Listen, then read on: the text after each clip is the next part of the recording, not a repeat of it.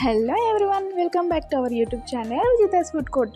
మనం ఏ ఫెస్టివల్ అయినా ఏదైనా కూడా మనకి స్పెషల్ అంటే ఫుడ్లో పులిహోర అన్నమాట.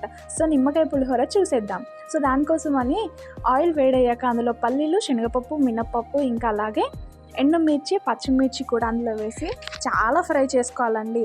అవి ఆయిల్లో ఎంత బాగా ఫ్రై అయితే అంత టేస్టీగా ఉంటాయి. సో జీలకర్ర, ఆవాలు కూడా అందులో వేసేసి కచ్చపచ్చగా దంచుకున్న వెల్లుల్లి అలాగే కరివేపాకు వేసి బాగా ఫ్రై చేసుకోవాలి. అలాగే చిటికెడంత పసుపు కూడా అందులో వేసేసి మొత్తం కలిపేసుకోవాలి. టేస్ట్ కోసం మనకి కొంచెం మెంతి పొడి అలాగే ఇంగు పొడిని కూడా వేసి బాగా కలుపుకోవాలి.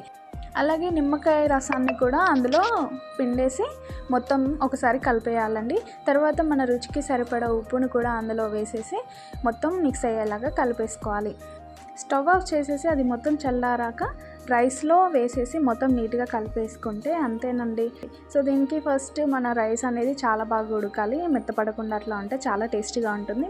చాలా టేస్టీగా ఉండే ఈజీ ప్రాసెస్లో తొందరగా అయిపోయి మీరు కూడా ఎలా ట్రై చేసి ఎలా రెడీ బాక్స్లో కామెంట్ చేయండి. Thanks for watching.